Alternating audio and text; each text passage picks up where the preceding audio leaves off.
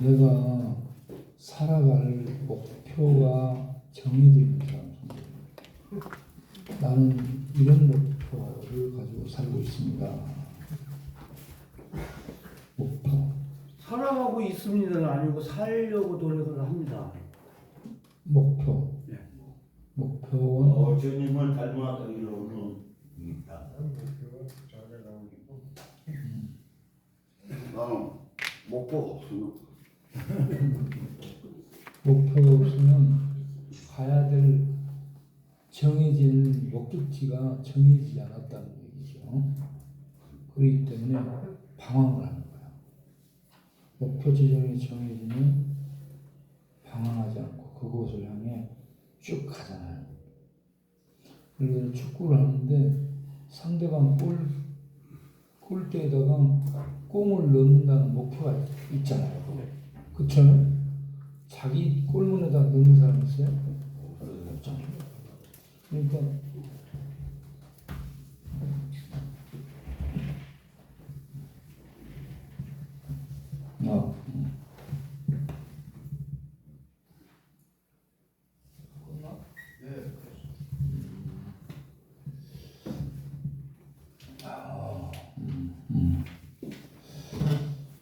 그러니까 인생의 목적지가 정해져 있어야 되고 그 목적지가 정해지면 나가야 될 방향 표시하는 나침반이 있어야 돼요. 그게 정해져 있지 않으면 사람이 방황을 하는 거예요.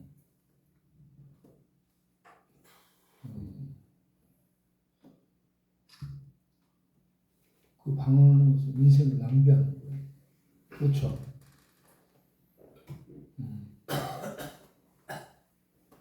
저는 30살에 영국으로 들어왔습니다. 쪽방촌 복음화라는 목표를 가지고 영국부에 들어와서 지금 37년이 됐어요. 그러니까 쪽방촌 복음화라는 목표가 정해져 있고 그리고 거기에 가는데 이 하나님의 말씀이 나침판이 돼가지고 안내를 해주는 거예요.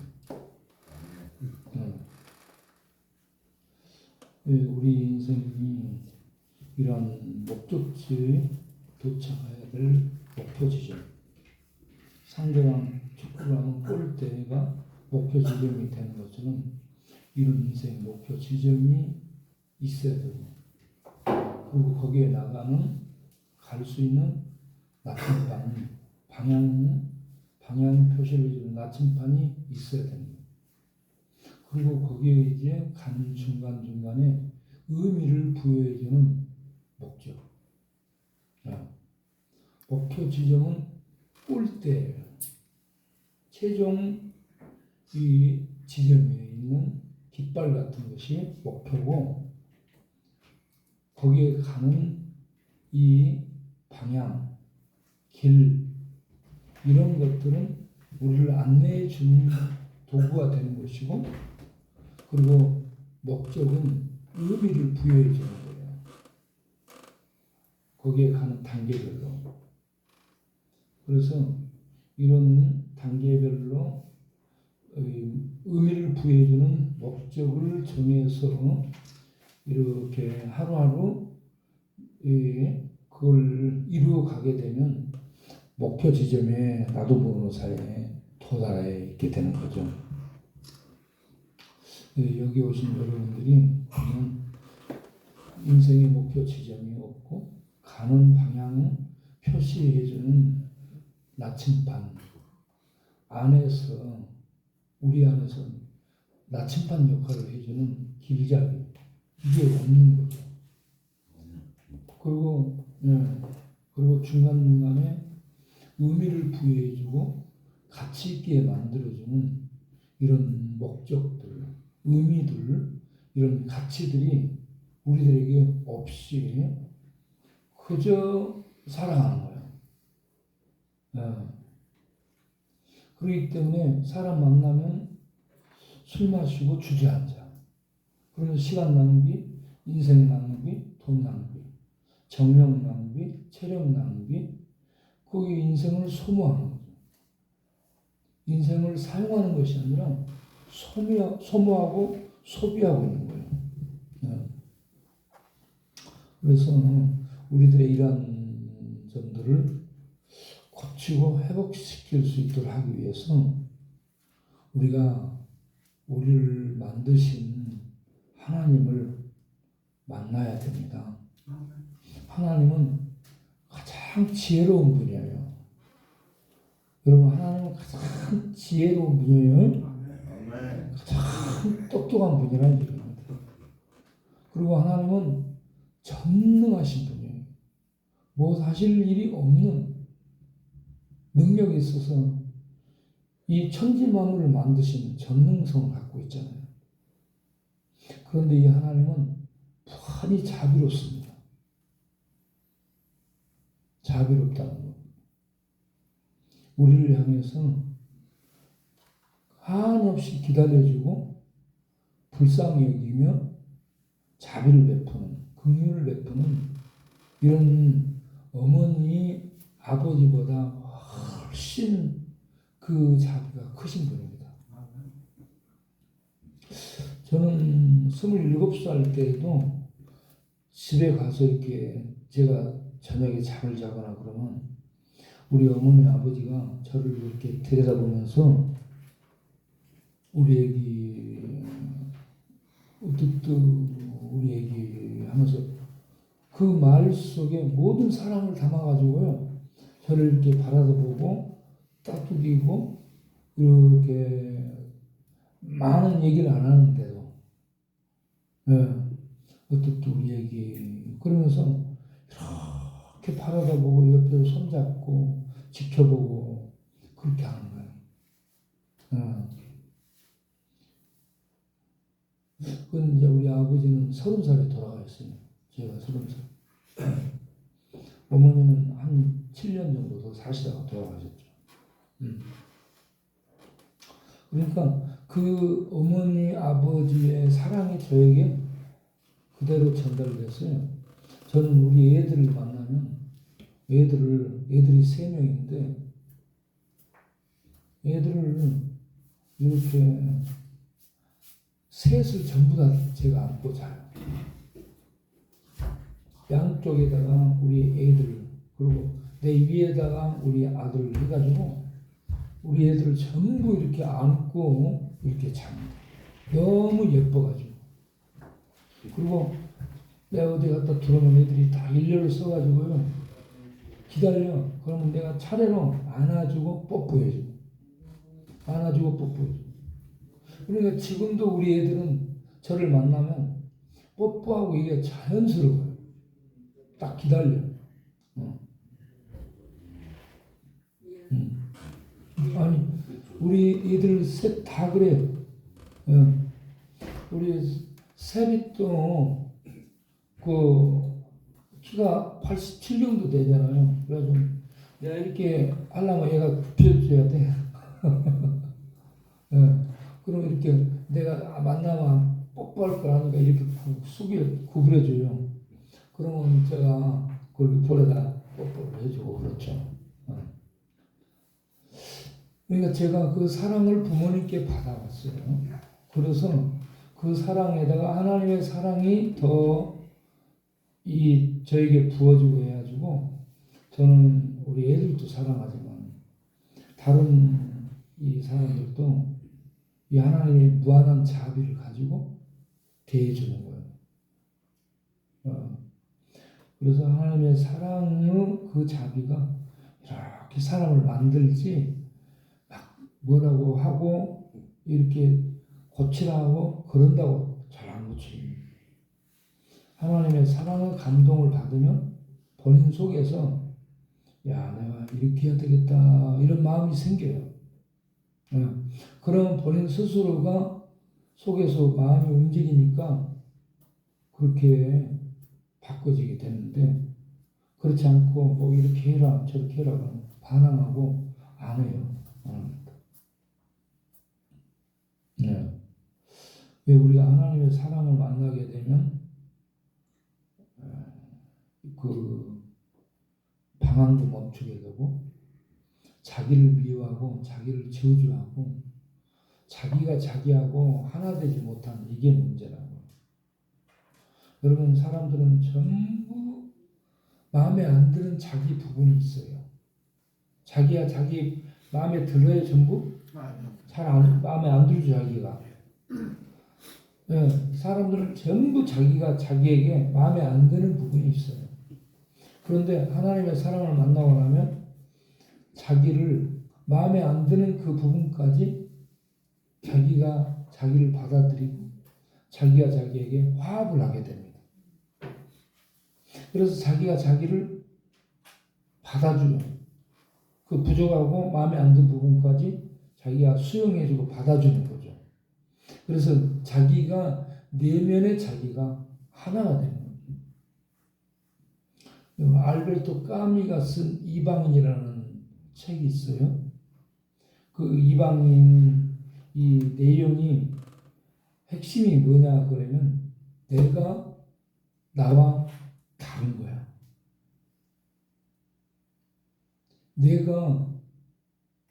내가 나한테 남이에요. 이방인이에요. 이방인. 내가 나한테 이방인. 내가 나를 인식하지 못해요. 지금 어머니가 돌아가 있어요. 어머니가 돌아가 있으면 슬퍼해야 되잖아. 사랑했던 어머니가 돌아가 있어. 그 내용이 그런 내용이 있죠.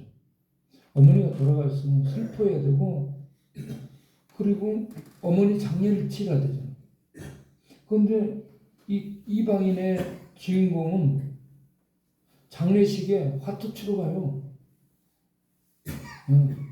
어머니의 죽음에 대해서 전혀 슬퍼하지를 못합니다.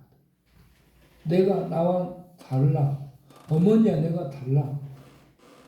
어머니가 어머니가 아니에요. 나와 남이야 남.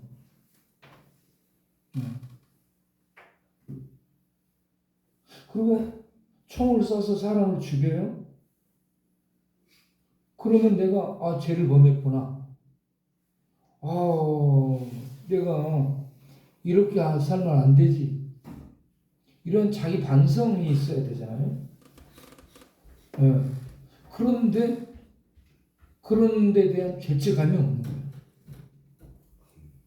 내가 나하고 남이에요. 그러니까 히틀러 밑에서 유대인들을 600만을 죽이고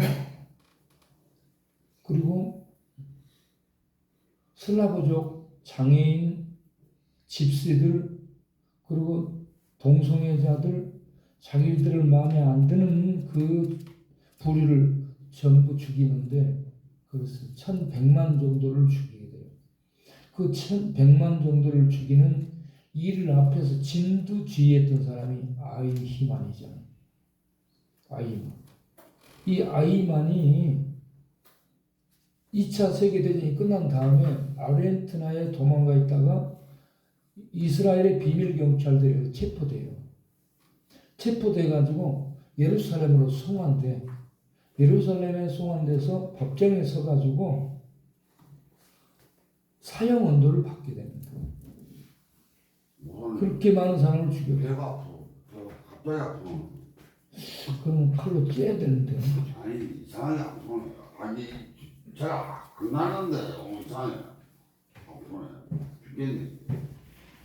또 갔다 올게. 화장실 갔다 와요. 예. 이상하게 아프네.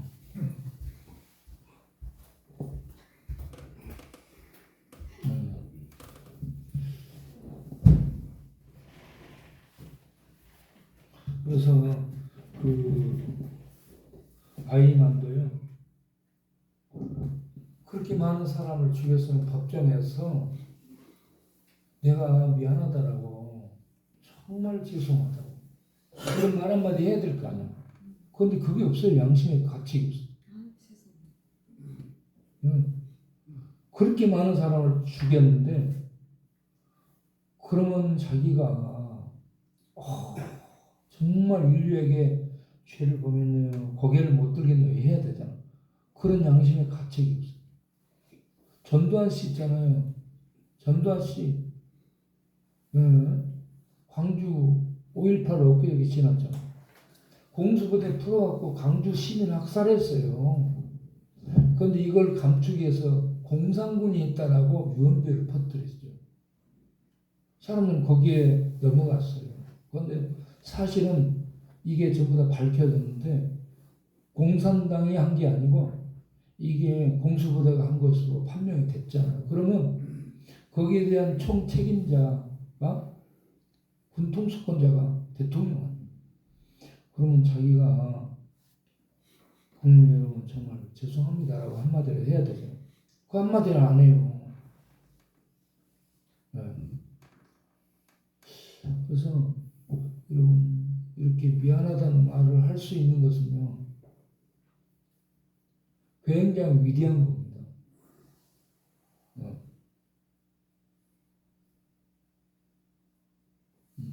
그 마음을 어루만져 주는 것이에요.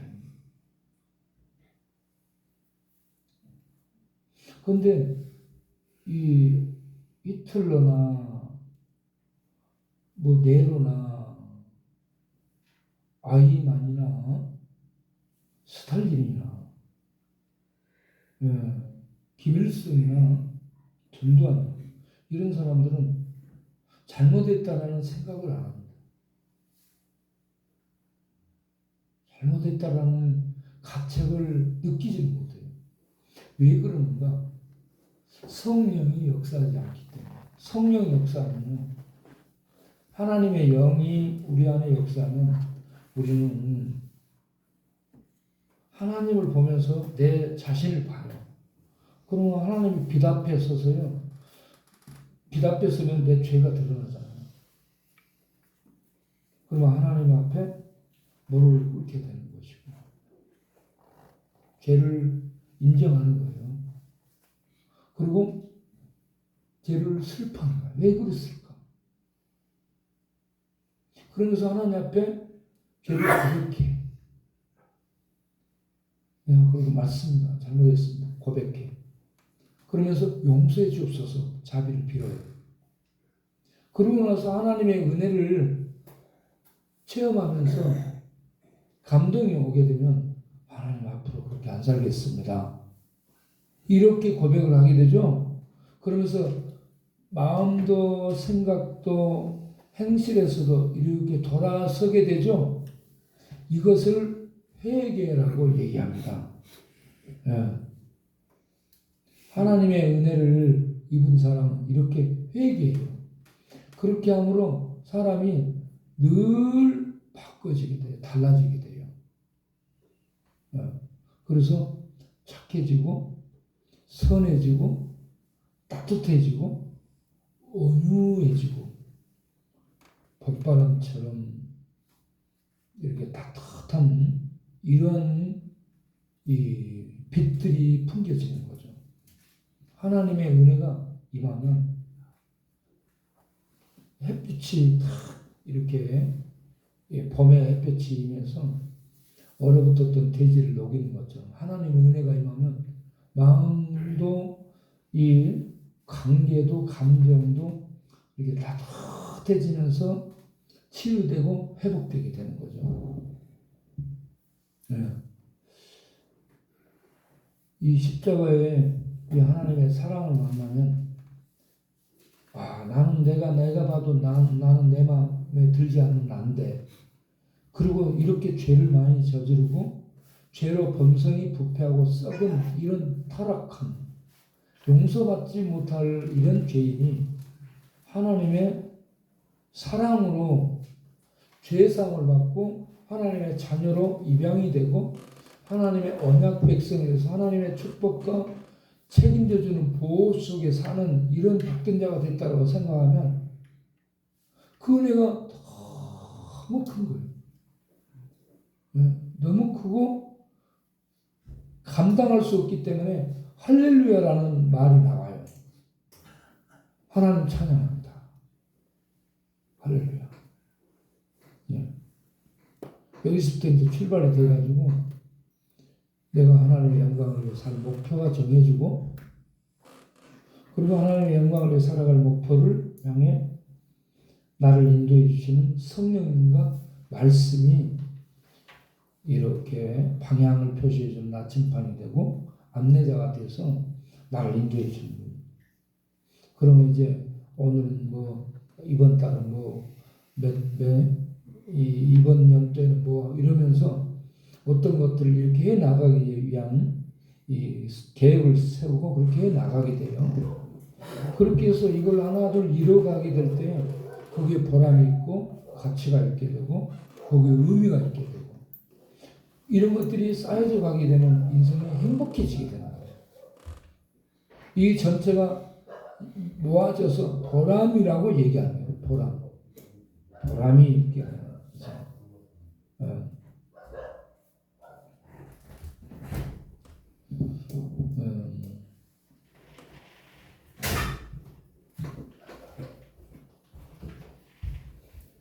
우리가 뭔 이런 중독 있잖아. 어떤 중독 이런 데서 벗어나고자 하는 그런 마음을 갖는 것 중요해요. 그런데 중독을 벗어나기 위해서 교정, 행동 교정, 어떤 병원에 가서 약물 치료, 아니면 어떤 심리학적 상담, 어떤 모임 속에 들어가서 관계 갖는 것, 이런저런 것도 해볼 필요도 있지만 근본적으로 하나님의 성령이 내 안에 들어와 버리게 되면 하늘이 들어와요. 하늘의 빛이 들어오고 하늘의 진리가 들어오고 하나님의 능력이 들어오고 하나님의 은혜와 하나님의 사랑, 이 땅에 없는 하나님의 것들이 내 안에 들어와서 이게 부유해지고 가득 차게 되잖아요. 그러면 그런 것들을 나를 지배했던 중독은 나를 지배하는 세력인데 그런 세력들이 차츰차츰 힘을 잃고 떨어져 나가는 거예요. 내가 끊어야 되겠다. 내가 애써 막 그런 뭐 없이도 그 하나님의 은혜와 능력들이 내 안에서 힘을 발휘하면 나를 잡고 지배하고 있던 그런 세력들이 힘을 놓고 하나 둘 툭툭 떨어져 나가는 겁니다. 거기에다 하나님의 은혜를 입고 마음에 결심하고 기도하고 그렇게 해서 거기에서 돌아서고자 하는 이런 욕구까지 더해지게 되면 그런 것들을 쉽게 끊고 벗어날 수 있는 그런 하나님의 능력의 나타남을 경험할 수 있게 되리라고 봅니다. 그래서 요한복음 4장 13절 14절을 보면 거기에 수가성 여인 얘기가 나와요.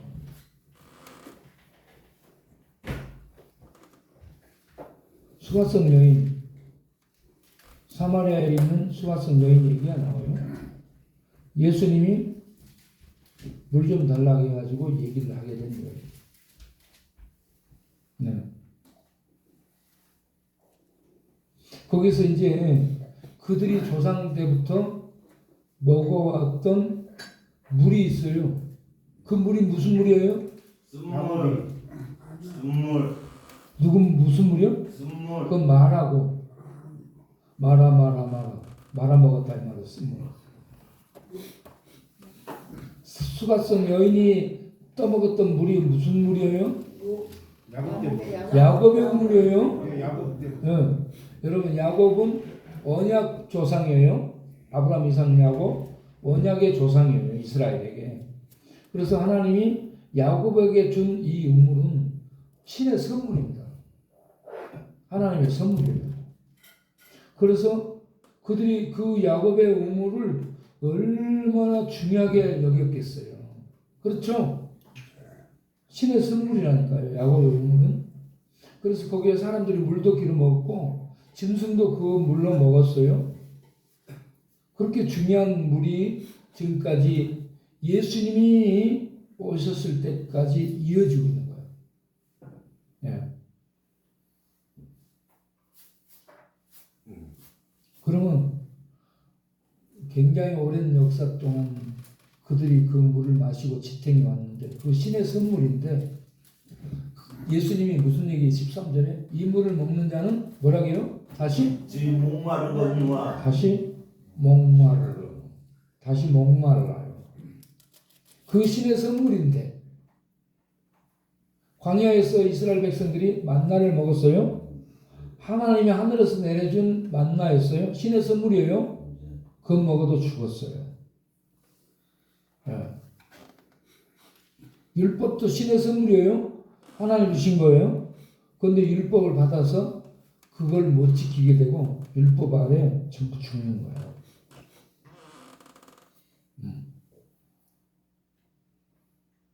그러니까 그 물을 마시는 자, 율법의 물을 마시는 자, 만나를 먹는 자 다 죽습니다. 목마릅니다. 율법을 지키려고 하는 자, 율법의 정죄를 벗어날 수가 없어요. 율법은 구원을 주는 능력이 없기 때문에. 그런데 14절에 뭐라고 얘기해요? 요한복음 4장 14절에 이 물을 먹는 자는 다시 목마르지만 내가 주는 물을 영원히 목마르지 않냐. 왜 영원히 목마르지 않냐요? 하나님의 은혜 때문에. 그 요한복음 4장 14절을 읽어보세요. 왜 목마르지 않는가? 그 이유가 있어요. 내가 주는 물을 마시면 생물이 되리라. 네? 영생이 초장하는 샘물이 보세요. 우리가 마시는 이 물은 마시면 아무리 생수 좋은 아리수라 할지라도 목말라요. 왜 목마르냐면 밑으로 빠져나가 버려. 그렇죠? 우리가 먹는 물은 알프스든 프랑스에서 사온 그 어떤 물 있잖아. 뭐 프랑스에서 나온 최고 좋은 물이 뭐예요? 이과수? 에? 에비앙인가? 예. 그 물을 마셔도 목말라요. 왜 목마르냐면 다 나가버려요. 다 배설돼요. 그런데 예수님이 물을 주시니 그 물을 마시면 예수님이 주는 물은 땅에 있는 물이 아니고 하늘의 생수입니다. 하늘의 생수예요. 예수님이 주시는 물은 이 땅에 있는 물이 아니에요. 예? 야곱의 우물에서 뜬 물이 아니고 프랑스에서 수입해온 물이 아니고 제주도 삼다수에서 가지고 온 물도 아니에요. 어디서 가지고 와? 하늘에서 가지고 온 물이에요. 그 물은 성령입니다. 아멘. 성령이에요. 성령이 우리에게 예수님을 통해 우리에게 들어오게 되면 성령은 우리 안에서 샘물이 되는 거예요. 이거는 흘러내려가 버리는 물이 아니고 솟구쳐 오르는 샘물이 돼요. 샘물은 대부분 보면 여러분 옛날에 시골에 이렇게 샘 이렇게 만들어 놓고 나면 밑에서 물이 솟아나오죠. 그래서 퍼내도 물이 계속 나오죠. 그런 것처럼 우리 안에 성령이 임하면 이 성령은 퍼서 마시고 없어지고 나가버리는 게 아니라 계속 퍼서 나오는 샘물이 되는 거예요. 그런데 그 샘물의 그 능력이 요한복음 7장 38절 가서 보게 되면 샘물의 능력을 뭐라고 얘기했어요? 7장 한번 봐보세요.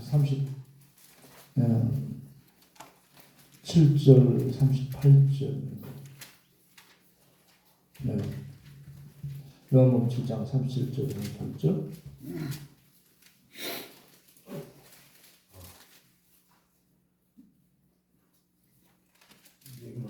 예, 요한복음 생수의 7장 37, 38 배에서 생수의 강이 흘러나와. 예, 배에서 뭐가 나와요? 생수의 강. 샘물이 된다고 했는데 그 샘물을 여기서 좀 더 확장시켜 가지고 생수가 강처럼 흘러나온다고 하죠. 생수가 솟구쳐 오르는 거야. 예? 생수가 솟구쳐 올라서 이게 쫄쫄쫄쫄이 아니라 강처럼 흐르는 거예요.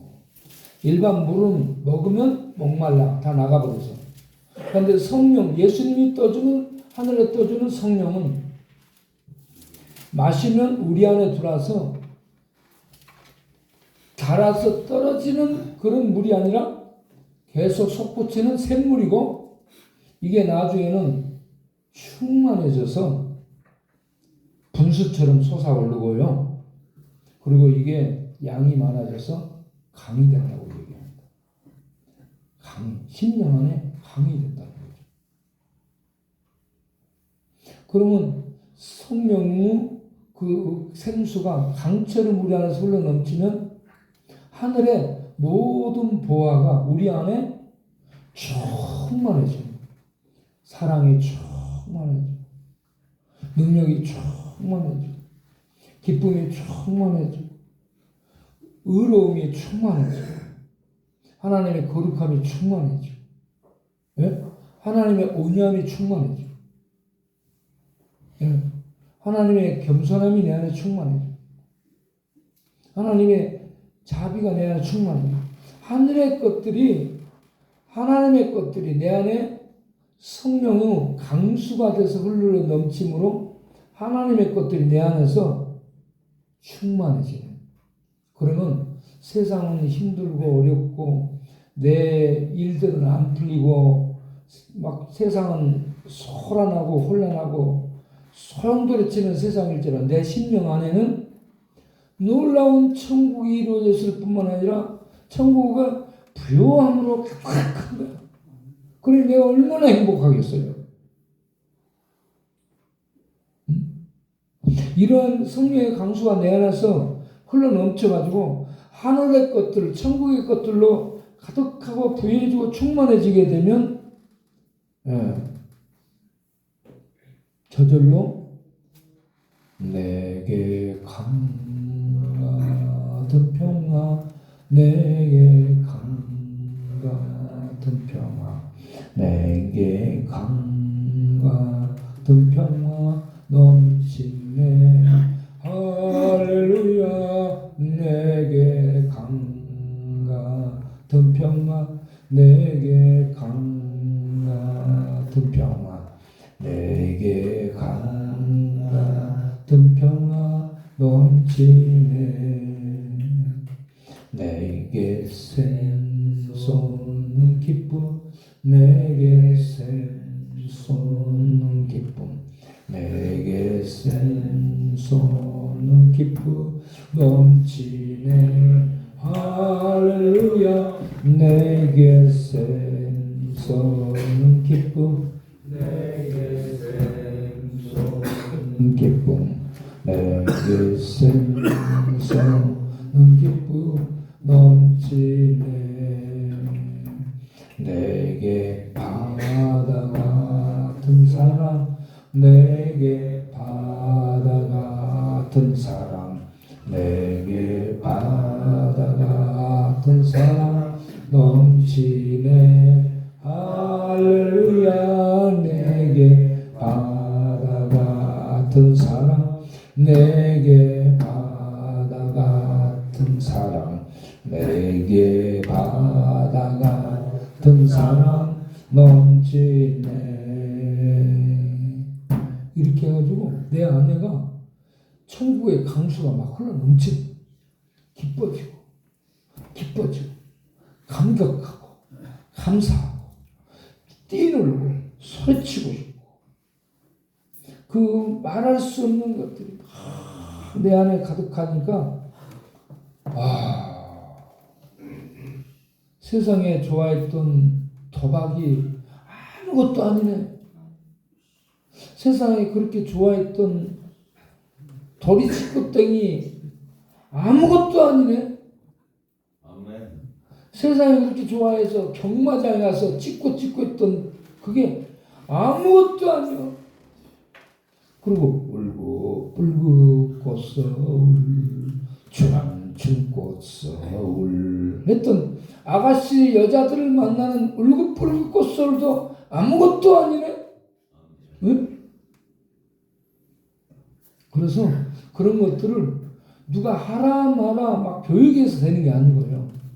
성령의 그 은혜의 하늘의 것들이 내 안에 충만해가지고 이게 물결치고 넘쳐버리게 되고 나를 안에서 행복하게 해버리면 하나님의 은혜에 감사하면서 저절로 이런 것 저런 것들이 하나 둘씩 툭툭툭툭 놓게 되고 내가 나에게 잡혀있던 것 나를 족쇄로 묶고 있던 그런 것들이 하나 둘씩 저절로 끊어지게 되고 아무 무가치해지고 이게 의미가 없어지고 나에게 기쁨을 주는 것이 아니야. 그러니까 이런 것들을 던져버리게 되는 거야. 가져. 세상한테 던져버리게 돼. 응? 그러면서 이런 은혜를 주신 하나님께로 내가 더 가까이 가게 되는 거야. 응? 그러면 하나님의 빛 가운데로 막 들어가는 거야. 응?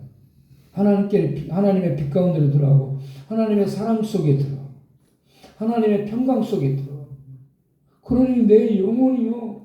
그냥 막 그 하나님의 은혜 속에 수영하고 다니고 홀로 날아다니고 막 뛰어다니고 너무너무 기쁜 거야. 기쁜 거야.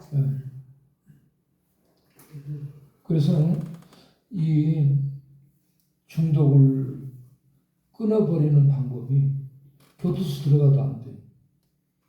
우리 홍동욱 형제가 이 정신 알코올 병원에 40분 이상 갔다 왔어. 엊그저께 처리하고 얘기하다 보니까 자기는 50분도 더 갔다 왔어.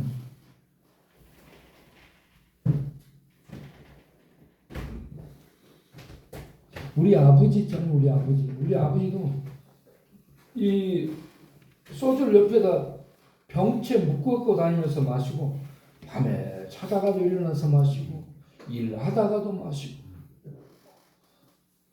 소주를 상자채 집에다 외상으로 받아놓고 갖다 놓고 그걸 이렇게 마셔요.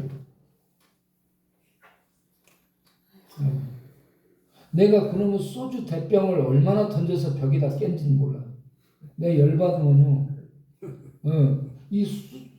가서 술병 잡아서 그냥 담에다가 다 깨버리는 거야. 이렇게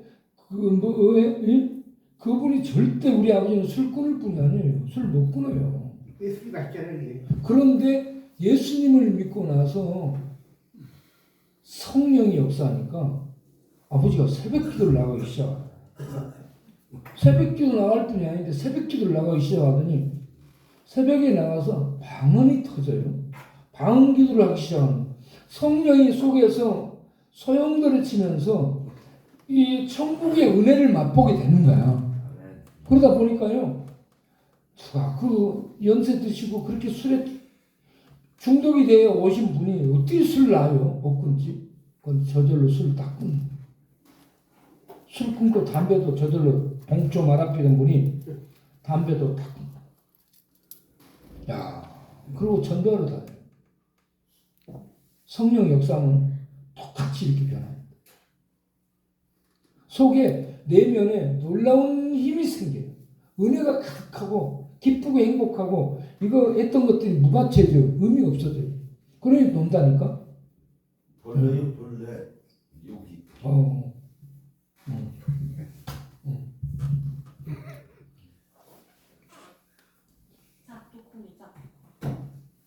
남편이 고소한 고소해요. 고소한. 그러니까 여러분 한 분 한 분은 하나님 앞에서 너무 소중한 분들이에요. 아멘. 왜 그래요? 하나님이 이 땅에 삼성, 록펠러 재단, 빌게이츠 재단, 이 네이버, 이런 요즘은 AI 해가지고 이런저런 회사들 얼마나 귀합니까? 대단하잖아요. 그런 거 다 모아놔도 우리 예수님과는 비교가 안 돼요. 그렇죠? 온 세상보다 우리 예수님이 더 귀해야 안 귀해요? 예수님은 더 귀한 분이죠? 그 존귀한 분이 우리처럼 죄 많고 나도 내가 마음에 안 드는 별볼일 없는 나를 위해서 그 하나님이 죽었다면 우리는요 얼마나 귀한 자들인가 알 수 있어야 됩니다. 내가 정말 그렇게 하나님의 아들이 죽어질 정도로 귀한 자들이에요. 알겠어요? 돈 없다 상관없어요. 못 배웠다 상관없어요. 몸이 아프다 상관없어요. 네. 출신 성분 상관없어요. 네. 하나님이 나 같은 죄를 위해서 그 귀한 아들을 십자가에 못 박아 공개 처형시키면서 나를 죄에서 건져내시는 구원의 일을 행하시잖아요. 여러분 이걸 알고 나면 내가 너무너무 귀한 존재라는 거 깨달아야 됩니다. 그리고 나를 구원할 뿐만 아니고 구원 난 다음에 네 마음대로 한번 살아봐라 얘기 아니고 하나님의 성령을 보내. 성령을 보내서 내 안에서 거하시며 성령이 나를 인도하시는 거야. 하나님의 나라로. 네?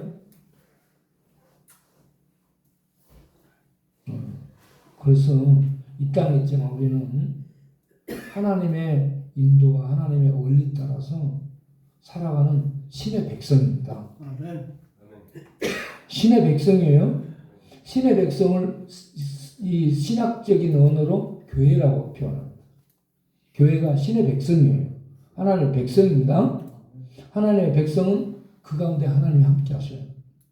이스라엘 백성들은 예루살렘에 성전을 짓고 거기 하나님이 임하심으로 그 백성 이스라엘과 옛 육적인 이스라엘과 하나님이 함께 하신다고 믿었고 알았어요. 그런데 그 성전 부서졌어요. 그럼 하나님은 어떻게 새 백성, 새 이스라엘과 새 교회된 성도들과 함께 하는가? 성령을 보내가지고 성령이 예수 믿는 자 안에 거하심으로 새 이스라엘, 새 하나님 백성 가운데서 하나님이 사시는 거예요. 옛날에는 이스라엘 백성들 가운데 예루살렘 성전에 임하셨던 하나님이 지금은 신자들 안에 오셔서 성령으로 신자들 안에 오셔서 살아주시는 거예요. 함께. 그러니까 우리가 얼마나 존귀한 자들인가 하는 걸 알아야 돼요. 알겠죠? 내가 정말 나는 존귀한 자예요. 이렇게 알아야 돼요. 따라서 합시다. 따라서 해봐. 나는 정말 존귀한 자다.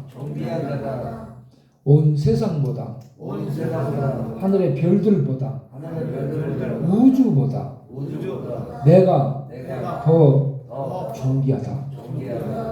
여러분 하나님의 아들이 하늘의 별들 때문에 와서 죽었어요? 아니요. 태양 때문에 와서 죽었어요? 아니요. 아니면 재벌 때문에 와서 죽었어요? 아니요. 죄 많은 우리 때문에 죽었어요. 죄 많은 나 때문에. 내가 그렇게 귀합니다. 여러분 자기가 자기를 별볼 일 없고 마음에 안 들어도 해놓은 것 없어도 하나님의 눈으로 보시고 나를 귀한 자로 내가 대해주기를 바랍니다. 내가 나를 귀하게 대해줘야 돼. 내가 나를 귀하게 대하면 내가 나를 술 마시고 길거리에 뒹굴도록 내버려 두지 않을 거 아니에요. 네? 냄새나는 채로 길거리에 술 마시고 똥오줌 싸가지고 거기서 질펀해가지고 있지는 않을 거 아니에요. 여러분 창기 오근이 가고 나서 지금 창기 혼자 남았잖아요. 창기는 앉아서 뚝뚝 문대다녀요. 네. 냄새 나든가 안 나든가요? 냄새. 여러분 그 창기가 나를 안았어요. 그 냄새 나는 그가. 아. 내가 안 보면은 인명이 이 새끼 어딨어? 그러다 내가 가까이 가잖아. 아이고 담임 목사님 나오셨습니까?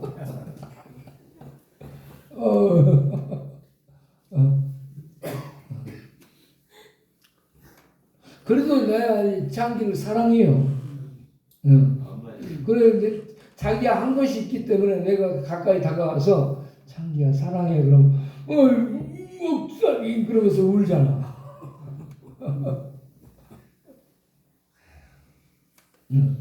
그러니까 우리가 내가 얼마나 귀한 존재인가를 알아야 됩니다. 내가 나를 정말 귀한 자로 대우해 주도록 하시고 내 안에 성령님이 오셔서 함께 하시면서 하늘의 모든 보화를 성령께서 내 안에 채우시는 거야. 내 안에 있게 하는 거야. 그러니까 내가 부유한 부자가 돼 있어요. 그러니까 이 부유함, 천국의 부유함을 맛보고 누리고 살잖아요. 그러면 재벌이 부럽지가 않습니다. 그렇죠? 재벌 총수 부럽지가 않아요. 재벌 총수는 얼마나 고민이 많고요. 고통이 많은지 몰라요. 그래서 재벌 총수 부러워할 게 아니에요. 유명 연예인들 부러워할 거 없어요.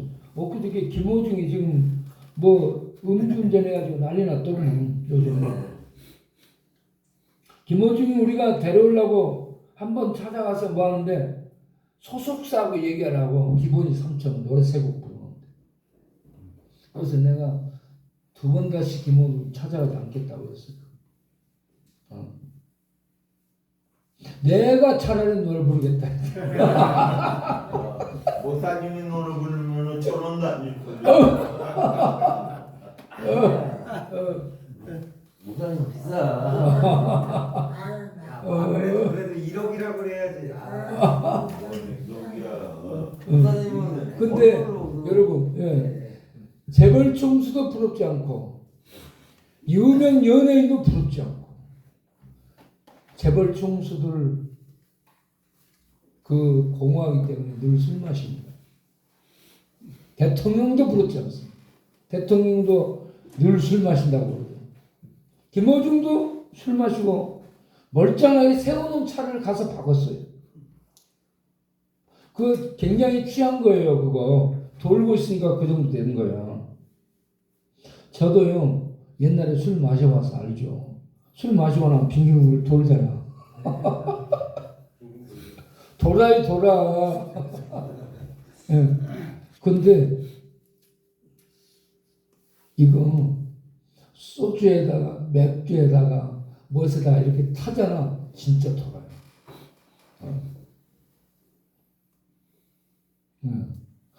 이게 막 꼭지가 돌아요.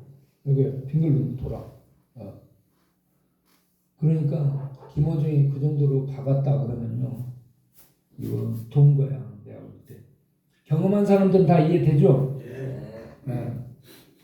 이해됩니다. 근데 우리가 예수님 만나기 전에 그랬다는 얘기죠. 그러니까 예수님 만나기 전에는 채워도 공허한 거예요. 네. 그래서 뭔가를 더 목마르니까 더 채우려고 해요. 그런데 채워도 채워지지 않습니다. 예수님을 만나면 하늘의 생수 성령을 우리 안에 보내시고 그 성령이 거하시며 하늘의 모든 부유함이 내 안에 가득하게 돼요. 그러니 내가 부유해지고 행복해지고 내가 존귀해지게 되니까 다른 거 필요 없어요. 어제 저 인천 용왕원에 있는 해국 스님이 왔잖아요. 이제 봤어요. 네, 해국 스님이 와서 저녁을 먹으러 갔어요. 저녁 먹으러 가가지고 얘기하면서 절에 지금 몇 명이나 있어요? 하고 물어봤지. 절에 5명 있대. 스님들이 5명 있대. 다 나가 부르고 없대요, 스님들이. 그래서 절 살리면 안 된대. 먹고 살기가 어렵대요. 그래서 우리가 절에 신방 갈 테니까 준비하라. 딱 짊어지고 와 있다는데. 그렇지. 그래가지고 절에 가서 거기 있는 분들 다 모아서 내가 설교는 안 한다. 기도만 갖다 하고 그러고 나서 맛있는 데 가서 밥도 사주고 그렇게 할 테니까 그냥 우리 신방을 가서 의논해가지고 받아들이도록 해라. 네, 얘기했어요. 그랬더니 가서 의논해 보겠다고 얘기하는 거예요. 네. 그 사람들이요 공허합니다. 네, 공허해요. 절 사람들이 공허해. 그러니까 목탁을 깨지듯이 때리는 거라니까. 공허. 목탁은 다 풀이하는 거예요. 아니 그렇게 해가지고 그 소리에 취해서 그 공허함을 이기려는 거예요. 달려보려고. 그래도 없어지지 않아요. 채워져야 돼요. 생수가 들어와서 이게 샘물처럼 솟구쳐서 강수가 됐다라고 하는 것은 하늘의 것들로 내 안에 강수가 넘